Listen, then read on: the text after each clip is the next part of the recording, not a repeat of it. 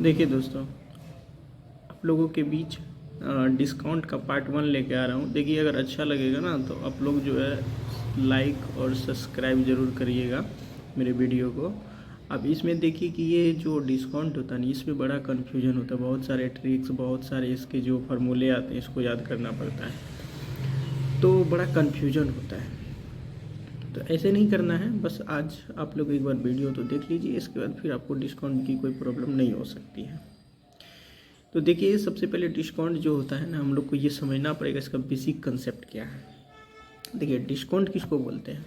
तो एक बार आप बताइए कि पेंट खरीदने जो जाते हैं, पेंट खरीदने के लिए, तो पेंट पे कुछ ना कुछ रुपया लिखा रहता है, जैसे कि 1500 रुपया, 1600 रुपया, कुछ भी तो लिखा रहता है ना।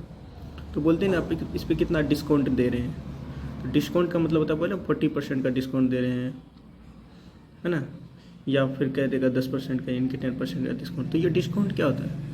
तो इंग्लिश शब्द हम लोग समझ जाते हैं कि डिस्काउंट, चलिए हमको डिस्काउंट कितना मिल रहा है, लेकिन वही बट्टा बोल देगा, बट कितना बट्टा दे रहे, तो हम लोग को कन्फ्यूजन हो जाता है। तो बस यही बात है कि जो बट्टा होता है ना, वही डिस्काउंट होता है, दोनों एक ही बात, इसका हिंदी वर्ड। बस अगर आपको डिस्काउंट समझ में आता है, कितने का डिस्काउंट दे रहा है, तो आप बस इसको कंसेप्ट को आराम से समझने की कोशिश कीजिएगा, तो आंसर आ जाएगा। तो सबसे पहले हम लोगों को ये ध्यान देना है कि कोई कपड़ा खरीदते हैं, तो कपड़ा खरीदने के दरमियान आप देखिएगा, अंकित मूल्य कहेगा तो आप लोग कन्फ्यूज में पड़ जाइएगा। वहाँ आप ऐसे समझिए कि वहाँ पर क्या लिखा रहता है, MRP, है ना। डिस्काउंट हमेशा MRP भी देता है। MRP अगर जो भी लिखा है, डिस्काउंट उस पर होता है। अगर मान लीजिए कोई अपने जीन्स खरीदने गया, उसका अंकित मूल्य था 975 रुपया, ठीक है, लेकिन आपने उसको क्या किया, खरीद लिया कितने में, 897 रुपया में। तो एक बात बताइए, ये तो MRP प्राइस था ना, कितना रुपया था, लेकिन आपने खरीद लिया कितना में, तो ये तो कुछ ना कुछ कम, 975 है, आपने 897 में कर, कुछ तो डिस्काउंट दिया होगा। तो आप कैसे पता करेंगे कि कितना डिस्काउंट दिया। तो जितना में आप खरीदे थे, जो MRP लगा हुआ था 975, अब 800 जो है 97 रुपया उसको दिया। तो अब इन दोनों का देखिए, सबसे पहले तो MRP लिखेंगे, और ये SP जो होता है ना, जैसे दुकानदार प्राइस रखा था 975 का, लेकिन बेचारा बेच दिया कितना में, 897 में। तो SP का मतलब होता है सेलिंग प्राइस, जो कि विक्रय मूल्य होता है, ठीक है। तो आप देखिए कि 975 रुपया तो आपका जो MRP छपा हुआ था प्रिंट पर, और उसको क्या किया, ये इतने रुपये में दे दिया। तो बेचारे कितने रुपये का डिस्काउंट दिया, तो देखिए 78 रुपये का, इन दोनों को घटा लेंगे। 78, ये 78 अगर रुपया में पूछेगा कितने रुपया आपने छोड़ दिया, तो 78 रुपया।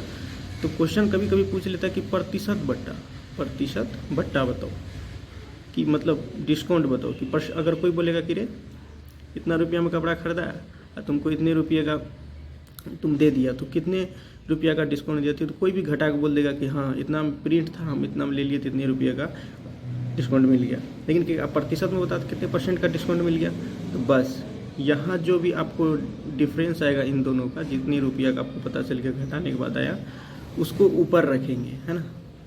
अब बाकी जितना रुपया जो यहाँ पे प्रिंट किया हुआ था, ये प्रिंट वाला को याद रखना, जो MRP, उस MRP को यहाँ पे रखेंगे। अरे जिस पर डिस्काउंट निकालते हैं, किस पर डिस्काउंट, जितना MRP तो उसी में कम ज़्यादा होगा, कि कितना ज़्यादा दे रहा है, कितना कम। तो बस ये MRP को यहाँ रखेंगे। परसेंट निकालने के लिए बताया कि 100 से मल्टीप्लाई करना पड़ता है, तो इस तरीके से 100 से मल्टीप्लाई करेंगे, और इस तरीके से सारे को सॉल्व करने के बाद आपको कट के 8% है। तो परसेंट में कितना डिस्काउंट दे दिया उन्होंने, 8% का। तो देखें कि एक जो MRP था जीन्स का इतना रुपया, बाद में इतना रुपया दे के आप खरीद के ले आए, तो परसेंट में 8% हो गया।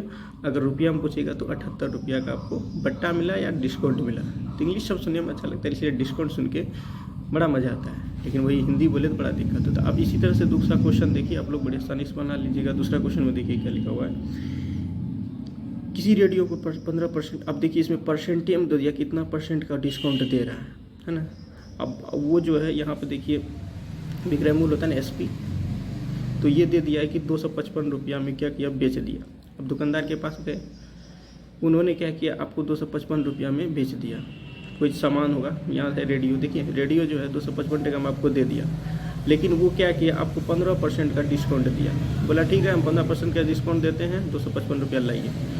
तो आपने दे दिया और ले लिया, तो आप 15% डिस्काउंट ले लिया। आपके मन में आपकी 15% डिस्काउंट दिया, 255 में लिए है, तो इसका मतलब उस पर छपा माल कितना, मतलब जो छपा हुआ मार्क होगा, MRP कितना होगा, ये दिमाग में आता होगा कि इसको कैसे पता करें। तो बस कोई दिक्कत नहीं है, MRP को लिख दीजिए, मतलब जो MRP होता है जो प्रिंट वाला प्राइस होता है उसको लिख दीजिए, इधर SP लिख दीजिए, ठीक है, जिसको विक्रय मूल्य होता है। तो देखिए ये तो हमको पता नहीं, इसको निकालना है, लेकिन यहाँ है आपको SP जिसको विक्रय मूल्य कहते हैं, जो कि आपको गिवन है, यहाँ पे दिया हुआ है, क्योंकि दुकानदार इतना में बेच दिया तो आपको ले लिए। तो देखिए जब SP आपको इतना है तो एक बात बताइए कि पहले जो MRP था आपका, ये कुछ ना कुछ प्रिंट रहता है, उस पर नहीं डिस्काउंट देगा तो इतना रुपया होगा। तो कहने का मतलब पहले MRP छपा रहना चाहिए, तब ना 15% का डिस्काउंट देगा तो इतना होगा। तो कहने का मतलब पहले MRP होना चाहिए तो तब जाके SP होगा। पहले उस पर प्रिंट वाला कुछ ना कुछ लिखा रहेगा तभी डिस्काउंट देगा तो आपको इतना रुपया होगा। तो कहने का मतलब इधर से सीधा चलना पड़ता है, तभी आप SP के पास पहुंचिएगा। लेकिन SP यानी कि विक्रय मूल्य से अगर इधर MRP की तरफ चलना है तो उल्टा चलना पड़ेगा। तो हमको निकालना है क्या, MRP, तो हमको क्या पढ़ना है, उल्टा चलना पड़ेगा। उल्टा चलने का मतलब है कि जो भी यहाँ पे मूल्य दिया हुआ है SP का, उसको लिख देना है। उल्टा चलने का मतलब है जैसे 15% का डिस्काउंट है तो क्या लिखेंगे, 15% डिस्काउंट का मतलब क्या हुआ कि 100 में 15% लेस किया तो कितना हो गया, 85% हो गया ना, 85%।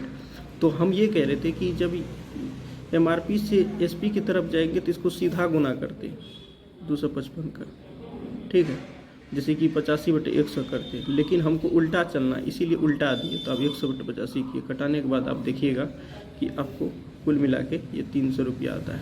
ये 300 रुपया उसका मतलब उसका जो प्रिंट प्राइस था 300 रुपया था, जो कि आपको 255 में दिया, ठीक है। कुल मिला के कितने परसेंट का, 15% का। इसी तरीके से अगला क्वेश्चन देखिए, कोई बिजली का पंखा था जिसमें MRP लगा हुआ था, प्रिंट 300 टका का था, अब इसमें क्या किया, दो को डिस्काउंट दे दिया। अब मान लीजिए पंखा खरीदने गए, आपको जो है 300 रुपया था। अब आप लोग है ना डिस्कस करने रहे, भैया इतना हम इतना अपना कहा, ठीक है पहले हम 15% का डिस्काउंट दे देंगे।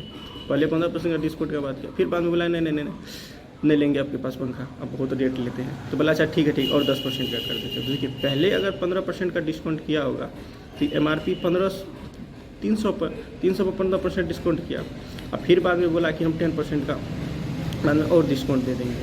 तो देखिए हम MRP से किधर जा रहे हैं, SP की ओर जा रहे हैं ना, SP की ओर।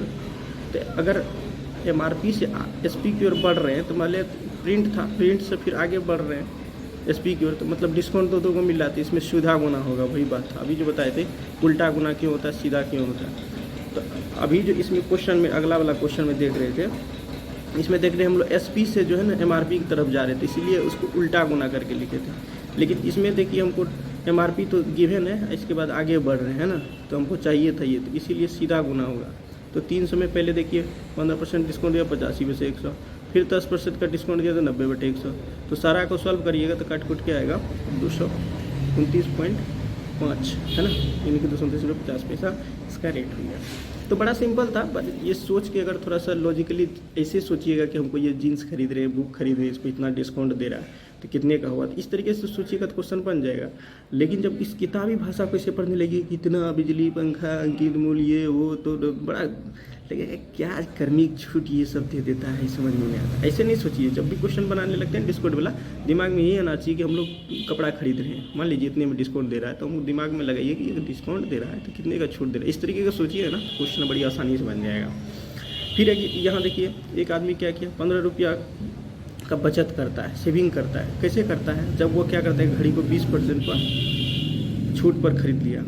कोई आदमी मान लीजिए दुकान में खरीदने गया, अगर 20% छूट पर कोई सामान खरीद लिया तो उसको जो है 15 टका बच जाता है। तो बोला कि अगर उसने घड़ी की कुल कीमत कितने दिए थे। देखिए जब भी इस तरह का क्वेश्चन है तो सबसे पहले डिस्काउंट कितना दिया था, 20% डिस्काउंट देने पर उसको बचत कितना हो गया, 15 रुपया का।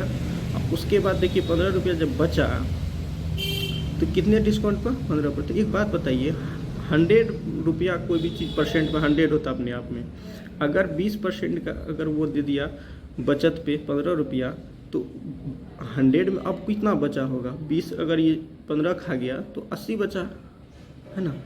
कैसे 80 पता करेंगे, तो देखिए कि 20 को 80 तक पहुंचने में कितना गुना करना पड़ा, 4 गुना, तो क्या हो गया 80%।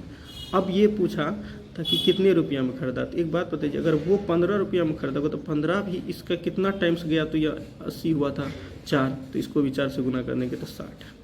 तो बड़ा सिंपल था क्वेश्चन, ये पार्ट 1 था। अगर आप लोग को अच्छा लगेगा तो पार्ट 2 को भी लेके आएंगे। तो थैंक यू।